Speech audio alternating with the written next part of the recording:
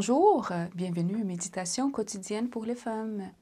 Aujourd'hui, pieds nus, troisième partie. Ne vous inquiétez donc pas le lendemain, car le lendemain s'inquiétera de lui-même. À chaque jour suffit sa peine. Matthieu 6, verset 34. Voici la suite de l'histoire d'hier. Le soleil préparait son nid pour faire place à la nuit. Mon amie s'installa sur le fauteuil de la terrasse et avec sa Bible ouverte, elle fit ses adieux à ce samedi qui avait été une si dure épreuve pour elle. Les femmes qui savaient qu'elle était chrétienne chuchotaient qu'elle avait pris la mauvaise décision. Elle ne pouvait pas cesser d'y penser. Les dimanches venus, elle demanda la permission de se rendre à la boutique. L'infirmière la lui accorda, et bien que tout le monde lui dise qu'elle ne trouverait plus rien, elle partit à la recherche des chaussettes pour son bébé, confiante en la puissance de Dieu. Elle fut vite de retour à l'hôpital, la main pleine de belles chaussettes.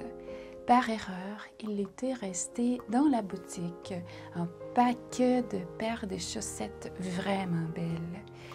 Par erreur, me dit la vendeuse, mais mon ami savait qu'il n'y avait eu aucune erreur. Dieu avait pourvu à l'un des besoins de son bébé.